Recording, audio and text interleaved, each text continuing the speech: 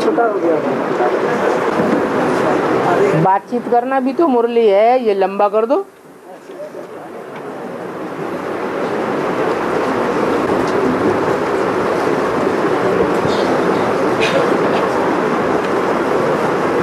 हाँ जी।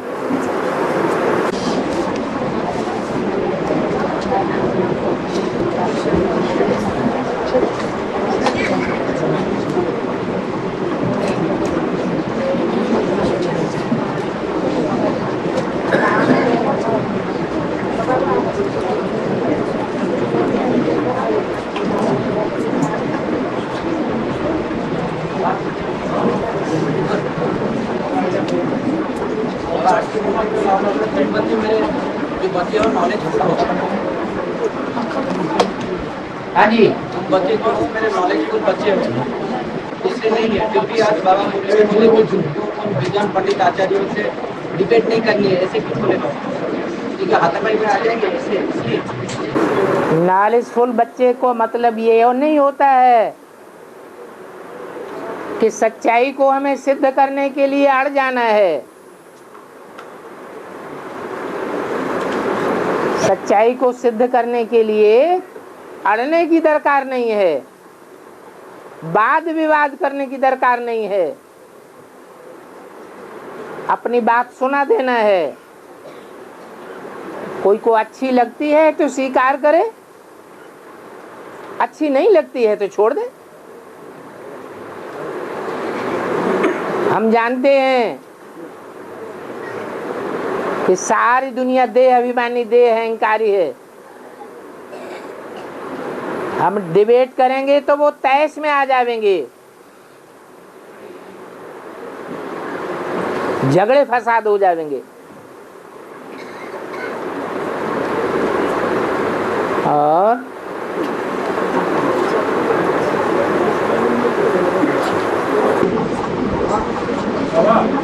मोहम्मद शिव बाबा की एक बच्चे हैं, कौन मोहम्मद के लिए? मोहम्मद शिव बाबा के एक बच्चे हैं, कौन मोहम्मद के लिए बोला गया? मोहम्मद शिव बाबा के एक बच्चे हैं, ब्रह्मा शिव बाबा के एक बच्चे हैं, किस ब्रह्मा को बोला गया है? ब्रह्मा और शिव बाबा को एक बच्चे हैं। शिव बाबा की एक बच्चे, शिव बाबा का एक ही बच्चा है, ब्रह्मा।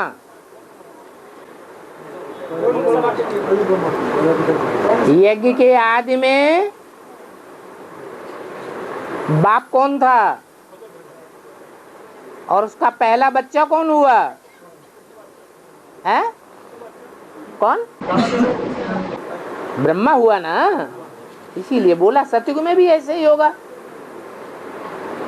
सतयुग में पहला बच्चा, पहला पत्ता कौन होगा?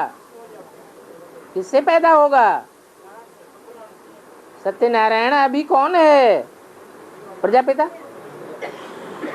आदि में भी था, अंत में भी प्रजापिता, और वही नारायण प्रत्यक्ष होता है। और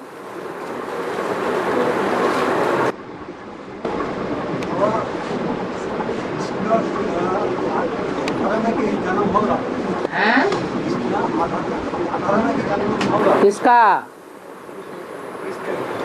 हाँ, जन्म नहीं होगा, द्विजन्मा होगा। ज्ञान के तीनों सूत्र धारण कर लेगा। ब्राह्मण, संपूर्ण ब्राह्मण कब कहा जाता है? जब द्विजन्मा होता है, यज्ञोपवीत धारण करता है।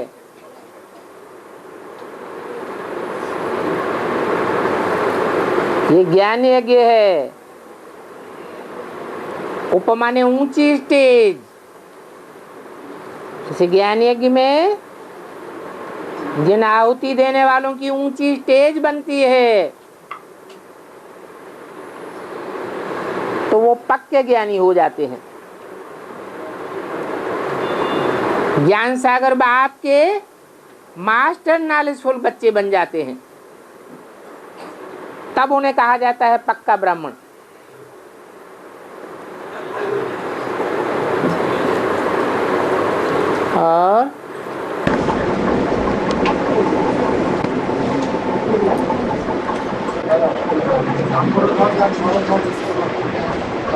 बार बार वही बातें शुरू कर देते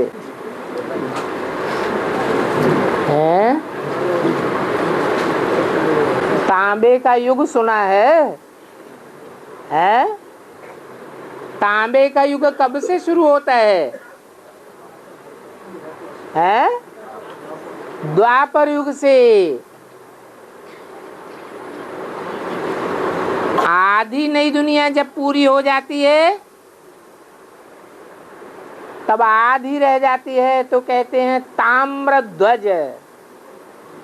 ध्वज माने झंडा। काहे का झंडा? तांबे की दुनिया का झंडा। कौन लहराएगा? कहेंगे ताम्र ध्वज। और मोर ध्वज, मोर की पूंछ का झंडा कौन लगाता है? कहते हैं कृष्ण। वो है नई दुनिया का झंडा लगाने वाला। ये नाम है शास्त्रों में, काम के आधार पर नाम पड़े हैं। मोर की तरह पवित्रता को धारण करने वाला, पवित्र दुनिया की स्थापना करने में आगे जाने वाला, उसका नाम पड़ा है संगम युग में मोर ध्वज।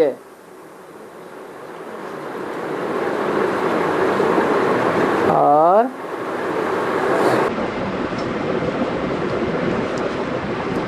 बाबा डाटे का वर्षा सब वर्ष में मिलता है।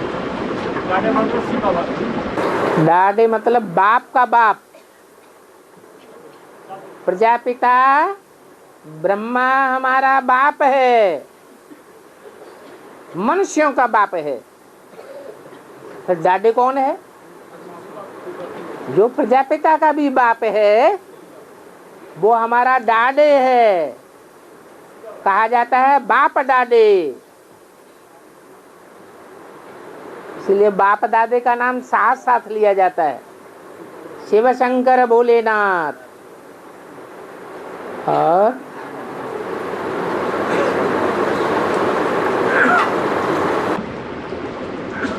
बाबा इस साल की फरवरी मार्च की अवैधवाणी में अवैध बाप दादा ने बोला था कि बाप दादा को प्रत्यक्ष करने के लिए जूरिस्ट बच्चों को कुछ कार्य दिया था कि भगवान सर्वव्यापी नहीं है, ये सिद्ध करना है, और गीता का भगवान साकार कृष्ण नहीं है। ये दोनों बात को सिद्ध करने के लिए जूरिस्ट बच्चों को बाबा ने दिए थे। जूरिस्ट बच्चों को बाबा ने ये कार्य दिए थे कि मेरे जूरिस्ट बच्चे ये बात को सिद्ध करेंगे कि भगवान सर्वव्यापी नहीं है और गीता का भगवान साकार कृष्ण नहीं है। तो अब अगर देखा जाए, अगर दुनिया का पतन होता है तो दो चीज से होता है, चिंतन के आधार पर आया। एक बुद्धि का जब पतन होता है और जब शरीर का पतन होता है, शारीरिक चरित्र का पतन होता है। ठीक है कि नहीं बाबा? शरीर के पतन का आधार क्या है? वही बाबा बोल रहे थे, जब भगवान का एक तरफ नाश समझकर जब सर्वव्यापी कर दिया तो बुद्धि नष्ट हो गई, और जब शिवशंकर भोलेनाथ की जगह पर जब कृष्ण को डाल दिया गीता का भगवान बोल के, बुद्धि उसको पकड़ न पाने के कारण 16,000 रानियां रखा था, ये चरित्र भी हनन हो गया। बुद्धि का पतन होता है तो मन का पतन होता है। मन 11 इंद्रियों में मुख्य है, 10 इंद्रियों में।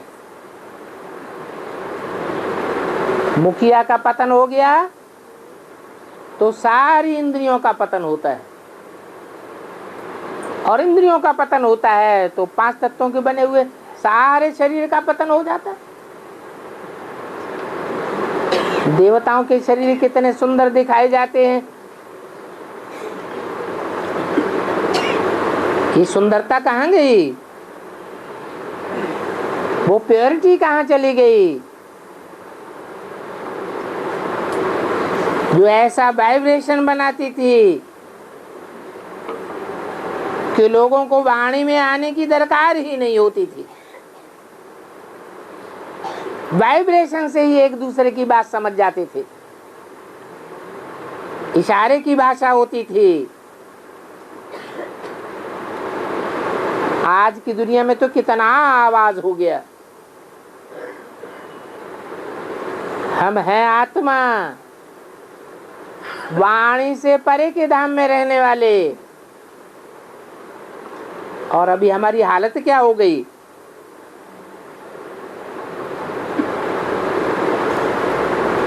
वाणी से परे जा रहे हैं या वाणी की दुनिया में डूबते जा रहे हैं? जाना है निर्वाण धाम और बातों के अंबार बढ़ते जा रहे हैं।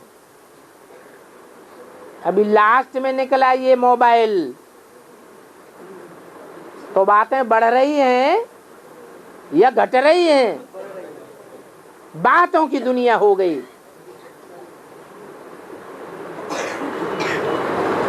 कहते हैं बातें कम और काम ज्यादा, लेकिन काम कुछ भी नहीं हो पा रहा है सुख शांति के लिए। बड़ी बड़ी कॉन्फ्रेंसेस होती रहती हैं, बड़े बड़े प्रेस कॉन्फ्रेंसेस होती रहती हैं, बड़े बड़े देशों के सदस्य आपस में मिलते रहते हैं और शांति लोप होती जाती है या शांति स्थापन होने के आसार दिखाई देते हैं।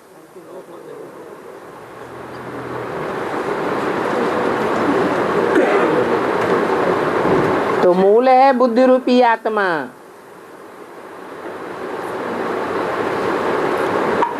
उसके कंट्रोल में रहना चाहिए मन। ये मन बैल है, घोड़ा है,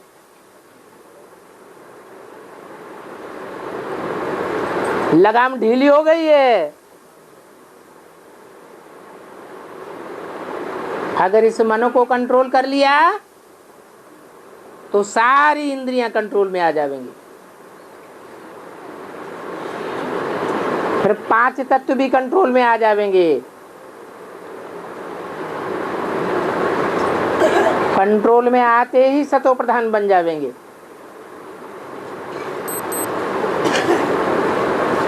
इसलिए बाबा ने बोला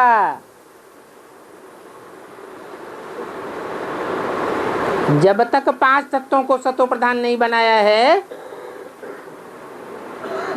तब तक नई दुनिया नहीं आ सकती। अब 5 तत्वों को सतो प्रधान कौन बनावेंगे?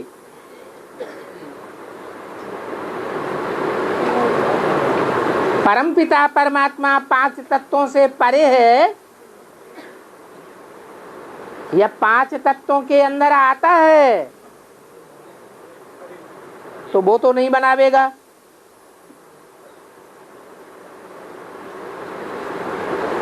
आत्मा 5 तत्वों के बंधन में बंधती है।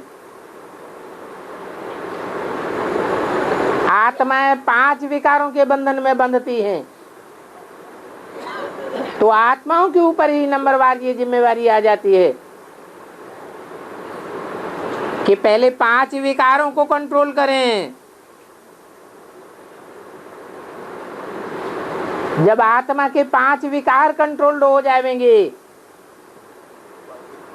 तो शरीर के 5 तत्व भी कंट्रोल होंगे।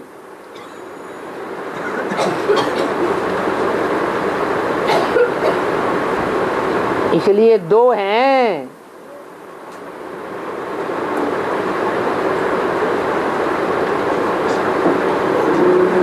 एक है बाप, एक है माँ। माँ को कहते हैं 5 तत्वों की संघात प्रकृति।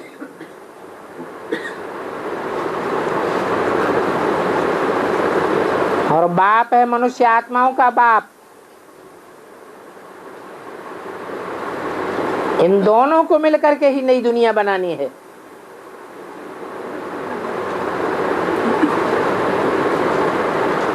माँ को किसके कंट्रोल में रहना पड़े? बाप के कंट्रोल में रहना पड़े। ये मन माता है,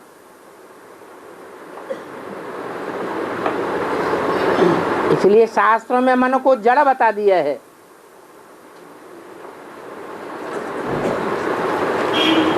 इतनी चंचलता करता है, फिर भी जड़ क्यों बता दिया?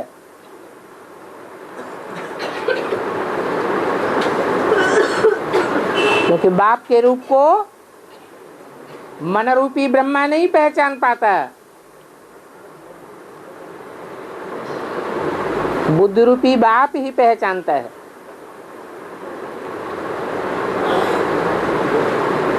बाप ही बुद्धिमानों की बुद्धि है।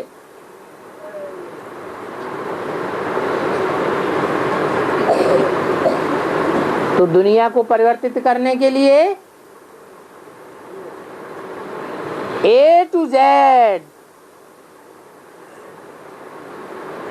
सारे पार्ट को समझना पड़े। और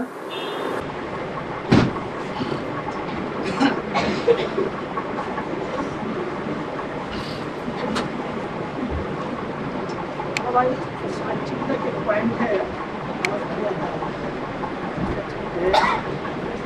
पंजाब और दिल्ली दोनों टीचर हैं? पंजाब और दिल्ली दोनों टीचर्स है। क्या है? Teachers teacher. हाँ। तो दोनों भाई बहन हो गए। दिल्ली है भाई, पंजाब है बहन। पंजाब और दिल्ली से निकलता है। पंजाब भी दिल्ली से निकलना है। हाँ, दिल्ली है भाई, पंजाब भी दिल्ली से ही निकलना है। दिल्ली तो बाप का दिल है ना, रुद्रमाला का मणका है या कोई दूसरी माला का मणका है? रुद्रमाला के मणके भाई भाई होते हैं या बहन भी होते हैं? भाई भाई हैं, परंतु माता भी तो चाहिए।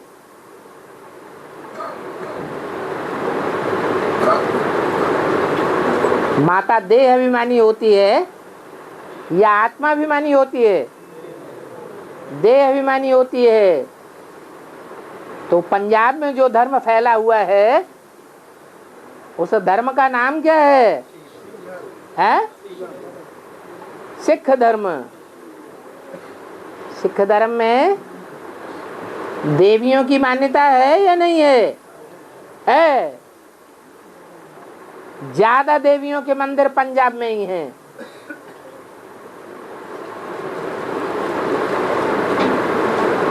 इसलिए बोला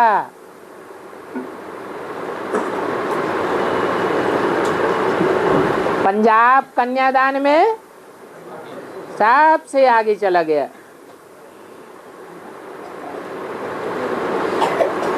कौन सी कन्या का दान हुआ पंजाब से, पंजाबी खून से? जगदम्बा का। और बाबा एक है ब्राइड ग्रूम, बाकी सब साजने हैं। ब्राइड ग्रूम इनका अर्थ है? ब्राइड ग्रूम माने दूल्हा और बाकी सब हैं सजनिया। शिव बाबा है ब्राइड ग्रूम। ब्राइड ग्रूम सजनियों को कहाँ ले जाते हैं? अपने घर ले जाते हैं। तो कौन ले जावेगा? शिव बाबा ब्राइड ग्रूम बन करके सजनियों को घर ले जावेंगे। तो जाने वाली पीछे पीछे कौन हुई? सजनिया हो गई। स्त्री पुरुष चोले की बात नहीं है, भला चोला भी है तो भी सारी दुनिया को किसको फॉलो करना है? ब्राइड ग्रूम को फॉलो करना है। ब्राइड ग्रूम कोई शिव ज्योति बिंदु नहीं है। शिव ज्योति बिंदु आत्माओं का सिर्फ बाप है, या दूसरे संबंध भी बनते हैं, बाप है। फिर वो आत्माओं का बाप कोई मुकर्रर शरीर में प्रवेश करता है, लोन लेने वाले शरीर में नहीं, टेम्पररी शरीर में नहीं, मुकर्रर रथ में जब प्रवेश करता है तो सारी सृष्टि के मनुष्य मात्र उसकी सजनिया हो जाते हैं। इसलिए झाड़ के चित्र में ब्राइड ग्रूम को साकार दिखाया है या निराकार दिखाया है? साकार दिखाया है। और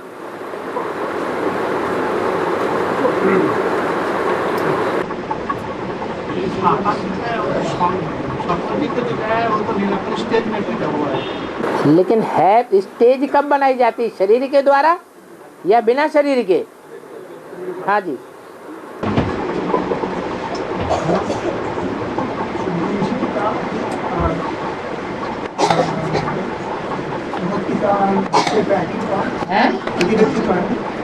जगत पिता और भरत, भारत।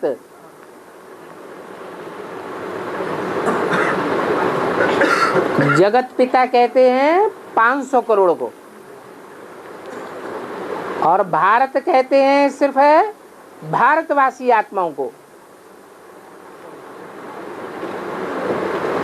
जो भारत में ही रहने वाली है। भारत में रहने वाली आदि से अंत तक आत्माएं कितनी हुई, जो कभी दूसरे धर्म में कन्वर्ट नहीं होती, अपने धर्म की पक्की बन करके रहती हैं, थुर में ही रहती हैं, बाई प्लाट धर्मों में कन्वर्ट होकर के जाती ही नहीं। वो हुए भारतवासी पक्के पक्के। कितने जन्म लेने वाले? 84 पूरे जन्म लेने वाले। बाकी सब दूसरे धर्म में कन्वर्ट हो जाते हैं, या तो प्रभाव में आ जाते हैं।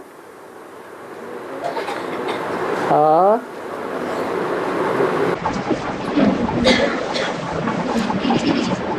ब्रह्मा के मुख से निकाली गई जो मुरली है, उस मुरली को 100% धारण करने वाले को मुरलीधर कहेंगे।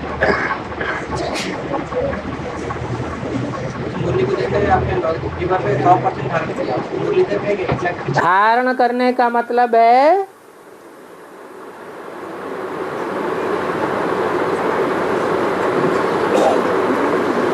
कि बुद्धि में धर लिया।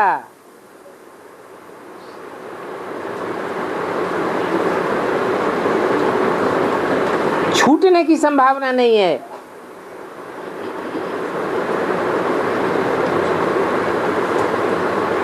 गिरने की संभावना नहीं है। जो बुद्ध रूपी टोकरी में भर गया सो भर गया।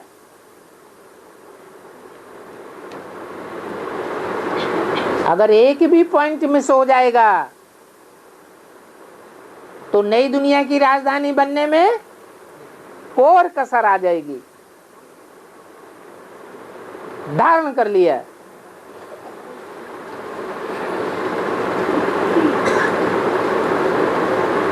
इसलिए बोला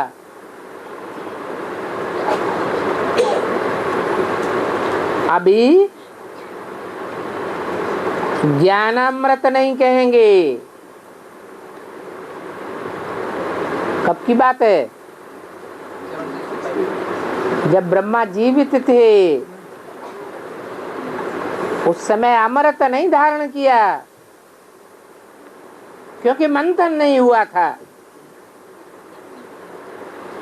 जब मंथन होता है तब धारणा होती है। गाय जुगाली करती है तब रस बनता है।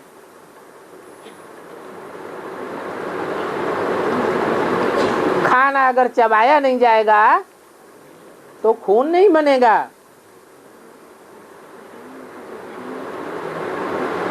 इसलिए सार को धारण करने के लिए मंथन करना जरूरी है। बाबा ये प्रजापिता आत्मा के लिए तो लागू होता है। हाँ जी। तो बाबा इससे तो सिद्ध होता है कि ब्रह्मा से भी कोई श्रेष्ठ पुरुषार्थी वाला आत्मा निकलेगा ब्रह्मा के बाद, उसको मुरलीधर कहेंगे।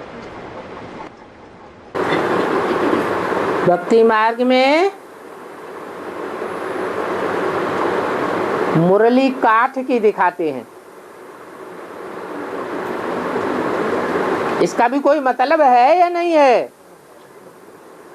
है? क्या मतलब है? हैं? इसका मतलब है कि मुरली काठ की है, कठ बुद्धि जिसके मुख से निकली है वो स्वयं कठ बुद्धि है, काठ।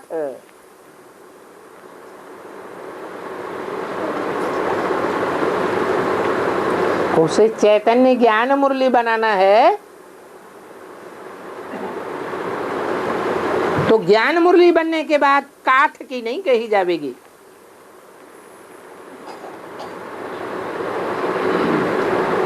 उसका नाम बांसुरी भी है।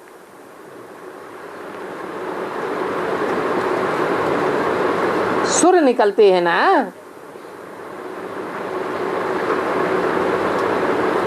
सप्तऋषि कितने होते हैं? 7 ही होते हैं। और सुर कितने होते हैं? 7 सुर होते हैं। बाकी आर्य समाज तो मिक्स है, कोई अलग से सुर निकालने वाला नहीं है, ये मठपंथ है। तो 2 आर्य समाज को अलग कर दिया जाए तो कितने विधर्मी बचे? 7 विधर्मी बचे। ये 7 सुरों में बोलते हैं।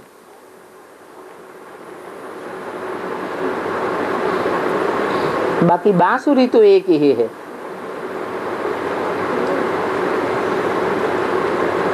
सुर अपने अपने अलग अलग है। कोई ने धारणा कम की, कोई ने जास्ती की।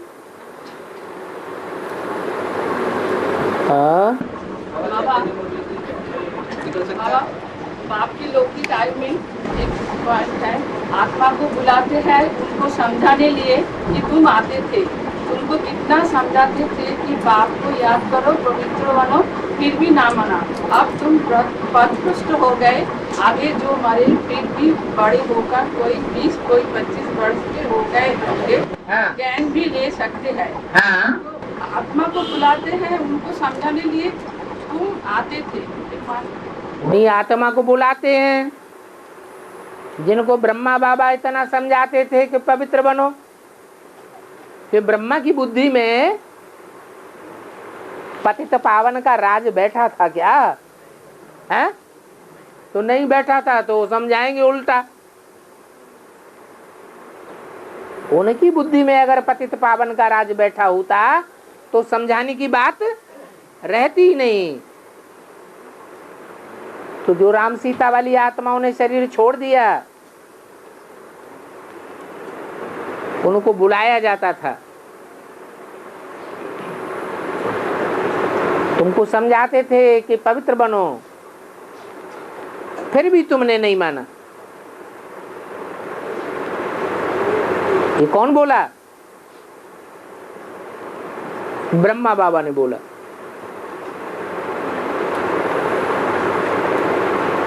और कोई 20 कोई 25 वर्ष के हो गए। उनमें से कोई 20 कोई 25 वर्ष के हो गए। माने 67 की वाणी है, उसमें 20 और 25 साल घटा दो। और घटाएंगे तो जन्म तिथि आ जाएगी या नहीं आ जाएगी? आ जाएगी। एक छोटी मम्मी के पास। हाँ जी। तो एक वार्तालाप में सुनेंगे वो जगदम्बा की बात हुई है? जो कि सूर्यवंशी होता होगा तो जगदम्बा ही आएगी। जो वो तो विजय मेला से नहीं आए, एक वार्तालाप में। क्या एक वार्तालाप में हो रहा है? यहाँ जो वाक्य चल रहा है उसकी बात करो ना। हाँ, लक्ष्मी नारायण की बात है। जो नारायण का पाठधारी है वो 25 साल का हो गया सन 66 में, और जो नारायणी का पाठधारी है वो 20 साल का है। और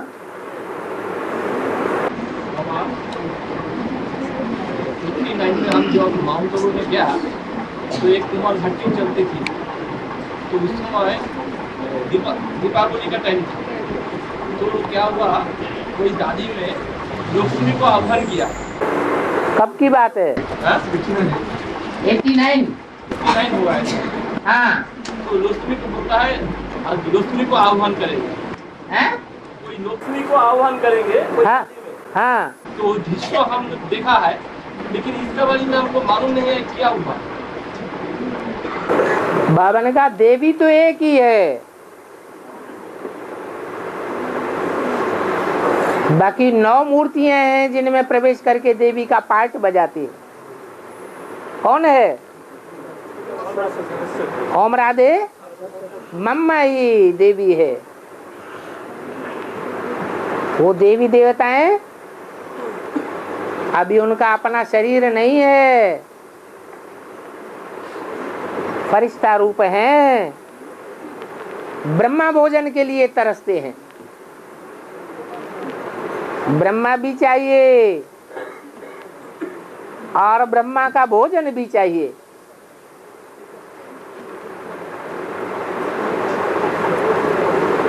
क्यों तरसते हैं? कि और दुनिया में जो भोजन है उनमें लौकिक कमाई की भड़ास आती है।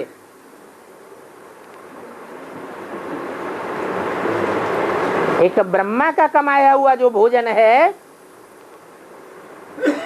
वो सिर्फ ब्राह्मणत्व का भोजन है, इसलिए तरसते हैं।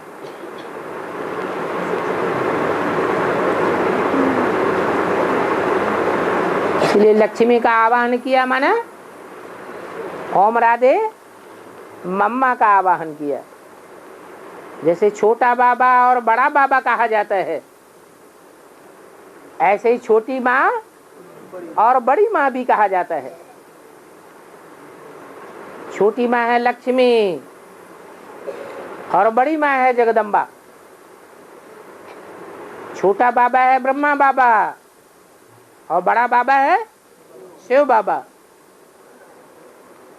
और अब वो बात अधूरी रह गई, इस बात में इधर की बात, उसमें जो चैतन्य मुरली में जिसको कृष्ण ने जिसकी बुद्धि पे हाथ में चैतन्य मुरली को पकड़ा, वो चैतन्य क्या बाबा जो मुरलीधर का पाठ के बारे में पूछ रहे थे, तो उसमें चैतन्य मुरली भी कोई हो सकती है बाबा, जिसके चैतन्य उसे कहा जाता है जिसमें बुद्धि का पुट हो। बुद्धि चैतन्य है या जड़ है? चैतन्य है। ये समझ शक्ति चैतन्य में होगी या जड़त्व में होगी? है चैतन्य में होगी। अगर मुरली कठ है, काठ की है, तो समझने की बात ही नहीं। और अगर समझ की बात आ गई, समझने समझाने की बात आ गई, तो चैतन्य है। चित्त शक्ति चाहिए, इसलिए 2 नाम पड़ गए। संगमयुगी कृष्ण अलग है, जिसका शास्त्रों में गायन है।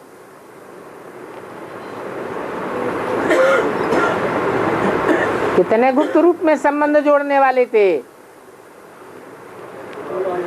16,108। वो यज्ञ के आदि की बात है, ये अंत में संपूर्ण स्टेज की बात है, अंत की बात है। इससे साबित हो जाता है कि असली कृष्ण संगमयुगी कृष्ण है जो शास्त्रों में गाया जाता है, या सतयुग का कृष्ण है, या यज्ञ के आदि का कृष्ण उर्फ ब्रह्म है? कौन सा है? संगमयुगी कृष्ण है।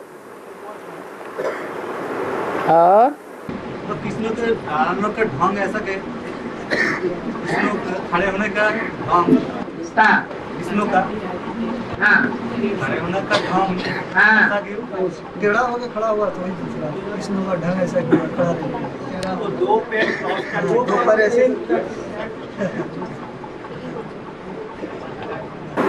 Next to God is Krishna, next to God is Prajapita, next to God is Narayan. तो ये सब अलग अलग हैं पार्टधारी, या एक ही पार्टधारी के नाम है? एक ही पार्टधारी का नाम है, और वो एक पार्टधारी टेढ़ा मेढ़ा पार्ट बजाने वाला है, इसलिए तुम बच्चे भी समझ न सको। और अड़भंगा कहा जाता है शंकर का पार्ट। भक्ति मार्ग में भी क्या कहा गया है?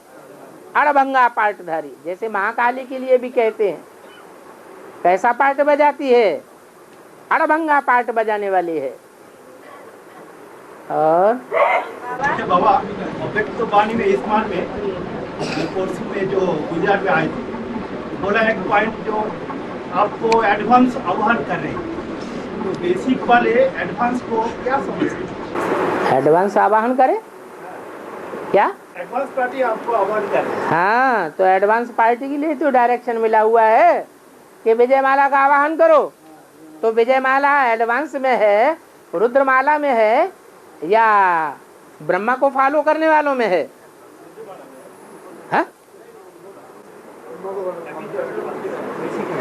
बेसिक में है। तो इसलिए उन्हीं को कहा है कि तुमको आवाहन कर रही है। एडवांस पार्टी को ही आवाहन करना है ना। विजयमाला को आवाहन करने वाले कौन हैं? Advance party. हाँ जी। बाबा परम धाम लास्ट में आवेंगे से तो दुख पावेंगे किसके बाद? परम धाम से लास्ट में आवेंगे तो किसके बाद? परम धाम से लास्ट में आवेंगे तो किसके पास?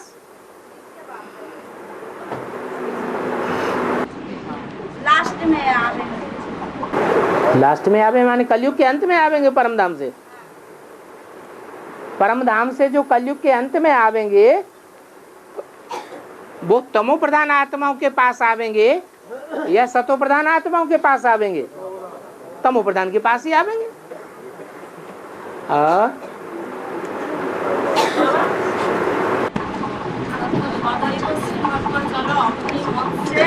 मेरा गॉड हो जाएगा।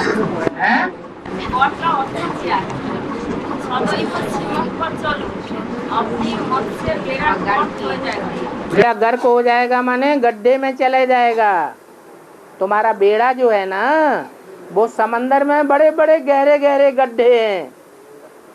उन गड्ढों में तुम्हारा बेड़ा, शरीर रूपी बेड़ा डूब जाएगा।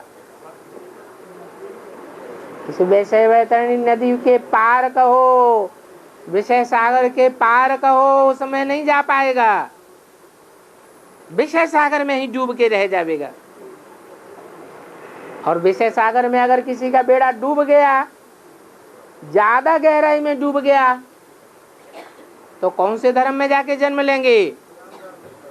हैं? इस्लाम धर्म में जाके जन्म लेंगे। वो बहुत ही विकारों की गहराई में जाते हैं। गर्क हो जाएगा। और बाबा विष्णु को खीर शक्कर में दिखाया जाता है, तो खीर में बाबा ने बोला मिठास भी है, आत्मा रूपी चावल भी है और दूध भी है। हाँ जी। तो ये ब्रह्मा, वैष्णवी और शंकर वाली आत्मा ग्रुप भी आत्मा का जो संगठन मिलकर एक होगा, उसके बारे में बताया गया। हाँ जी।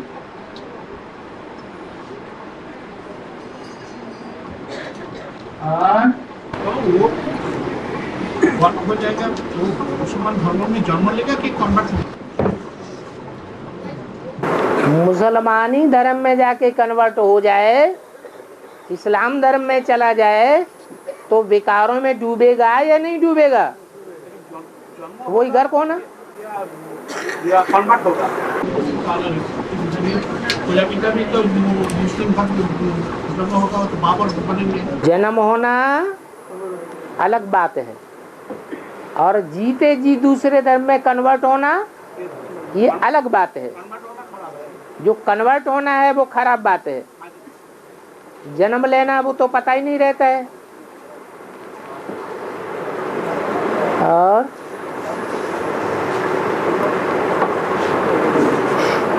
अष्टदेव हर धर्म के इष्ट देव हैं क्या?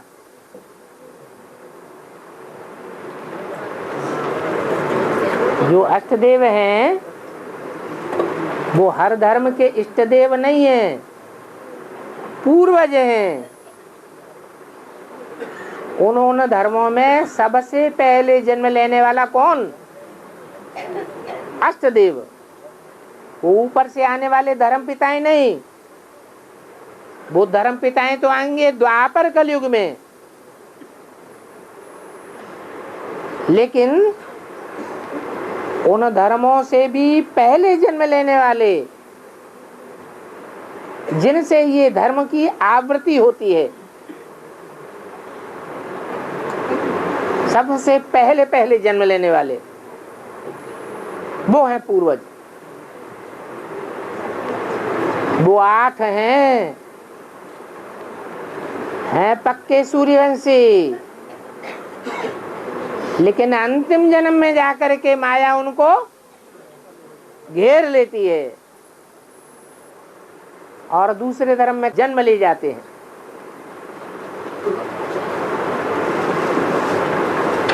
और जन्म लेना भी जरूरी है। अगर जन्म नहीं लेंगे तो पूर्वज कैसे बनेंगे? उन्होंने धर्मों का अंश मात्र उनके अंदर जरूर होना चाहिए, संस्कार पुरुषार्थी जीवन में,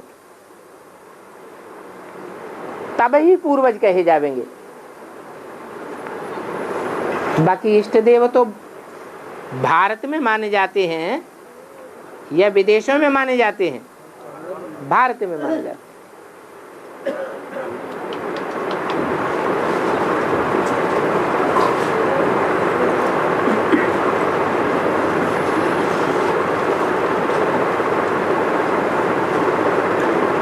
बिंदुसार किसका पार्ट है? राम वाली आत्मा का पार्ट है या अष्टदेव का है या और कोई मणके का है? अरे राम वाली आत्मा अष्टदेवों में नहीं है क्या है? तो ये तो पूछना बेकार है कि राम वाली आत्मा या अष्टदेव का पार्ट है। जो अष्टदेव हैं उनमें राम वाली आत्मा भी पहले नंबर में है और उसका नाम ही पड़ता है बिंदुसार। जो भी बिंदु बिंदु आत्माएं हैं उनका सार किसमें भरा हुआ है? जो सारे सृष्टि वृक्ष का बीज है उसमें 500-700 करोड़ पत्तों का सार भरा हुआ है। इसलिए बोला, गीता में भी लिखा है ना हम तेषु ते मये, मैं उन 500-700 करोड़ पत्तों में समाया हुआ नहीं हूं, माने मैं सर्वव्यापी नहीं हूं, लेकिन वो पत्ते मेरे में हैं। बीज में 500-700 करोड़ पत्ते समाये हुए हैं, अर्थात 500-700 करोड़ पत्तों का वो सार है, उसका नाम पड़ा बिंदुसार। 47 से लेकर के 97 तक 50 साल का पढ़ाई किस हिसाब से लागू होता है?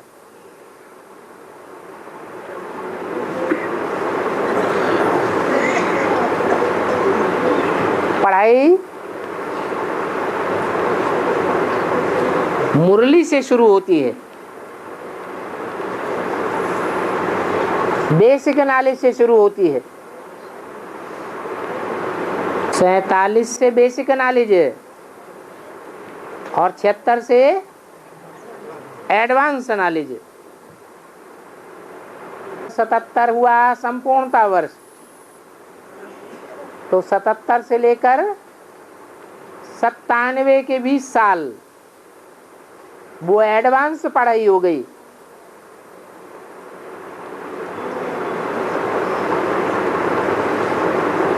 उस पढ़ाई में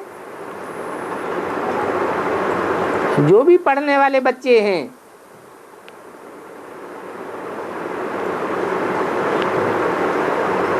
वो एडवांस के बच्चे श्रेष्ठ हैं या सिर्फ बेसिक तक पढ़ाई पढ़ने वाले श्रेष्ठ हैं?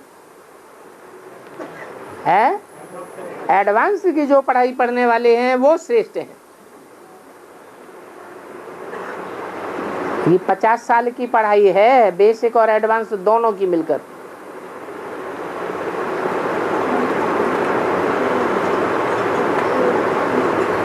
लेकिन पढ़ाई पूरी कब को होती है?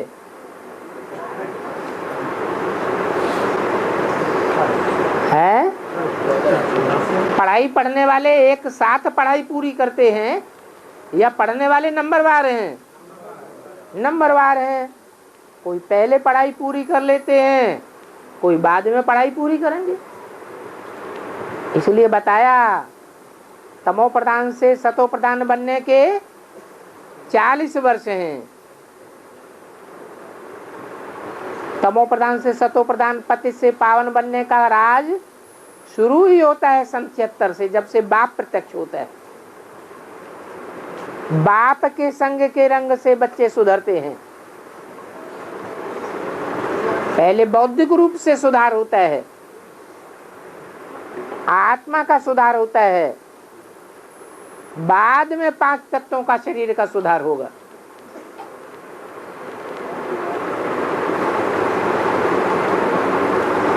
भगवान का अर्थ क्या होता है? भगवान माना भाग्यवान, जिसको सबसे जास्ती प्राप्ति हो वो हुआ भगवान।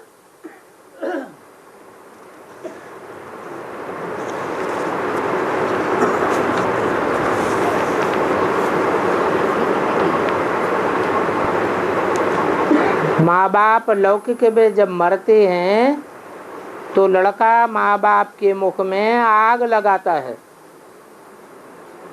क्यों लगाता है और वेद में इसकी शूटिंग कैसे होती है? हम जो एडवांस में चल रहे हैं, हम एडवांस में चलने वालों के माँ बाप कौन हैं? हम एडवांस में जन्म से ही चल रहे हैं या पहले बेसिक पढ़ाई भी पढ़ते थे? बेसिक पढ़ाई भी पढ़ते थे। तो हमारे माँ बाप कौन थे? हैं? मम्मा बाबा। मम्मा बाबा वाली जो आत्माएं हैं उनके मुख में ज्ञान अग्नि कौन डालता है? है? कोई डालता है कि नहीं? शिव बाबा बच्चा बनता है प्रजापिता के द्वारा तो ज्ञान की अग्नि भी डालता है, और ज्ञान की अग्नि के आधार पर योग अग्नि भी तैयार होती है। ये दोनों प्रकार की अग्नियों से उनके मुख में आग लगाई जाती है। तो परंपरा भक्ति मार्ग में चलती है कि जब माँ बाप मरते हैं तो बच्चे उनके मुख में आग लगाते हैं।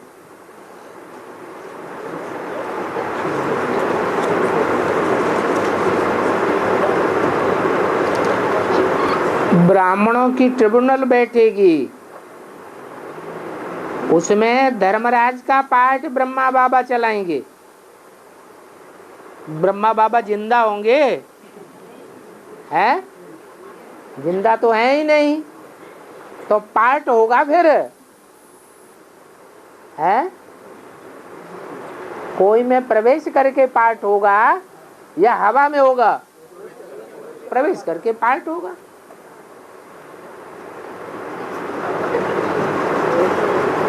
इसलिए मुरली में बोला है धर्मराज मेरे साथ है। तो कौन हुआ मेरे साथ धर्मराज? है ब्रह्मा, सरस्वती। ब्रह्मा की सोल प्रवेश करके धर्मराज का पार्ट बजाती है। और जो पार्ट धर्मराज का होगा वो किस वर्ष से होगा? अरे ब्रह्मा की सोल संपूर्ण चंद्रमा बनेगी तब ही पार्ट होगा, या पहले ही हो जाएगा? पहले खुद संपूर्ण बने।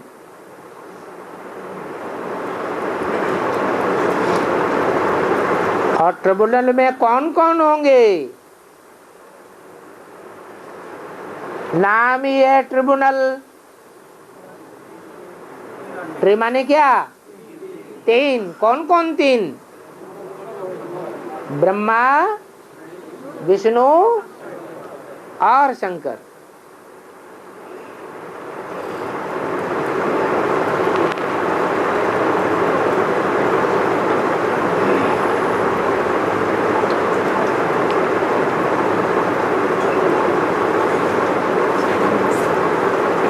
सच्ची गीता वेद के बाप के द्वारा उच्चारित है। वेद का बाप किसकी महिमा करता है? हैं? अरे वेद का बाप है तो सबसे जास्ती किसी की महिमा करता होगा या नहीं करता होगा? किसकी महिमा करता है? हैं? गीता की महिमा करता है। और गीताएं दो हैं, एक सच्ची गीता और एक झूठी गीता। तो सच्ची गीता का पार्ट किसका हुआ है? किसका? लक्ष्मी का पार्ट सच्ची गीता। तो उसकी महिमा करते हैं, गीता तू सच्ची गीता है।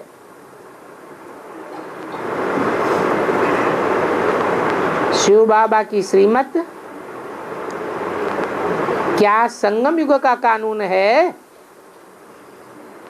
या सतयुग का कानून है?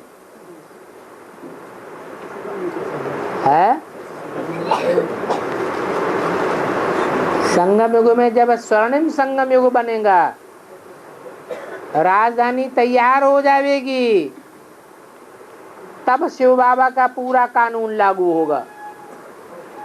अभी तो राजधानी है ही नहीं, तैयार हो रही है। तो पूरे संगम युग का शिव बाबा का कानून नहीं कहा जा सकता। अभी माया रावण के भी कानून चल रहे हैं कि नहीं चल रहे हैं?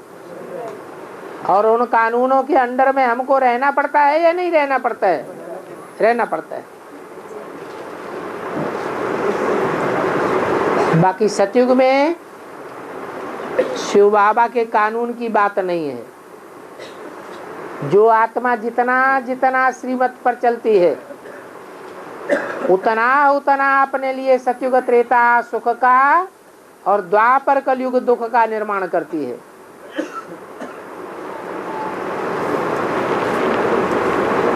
मार्शल लॉ कब लागू होगा? पूरी राजधानी बनने के बाद लागू होगा या पहले ही लागू हो जाएगा? है? पूरी राजधानी जब स्थापन हो जाएगी तो मार्शल लॉ लागू हो जाएगा। मानो तो मानो, न मानो तो शूट।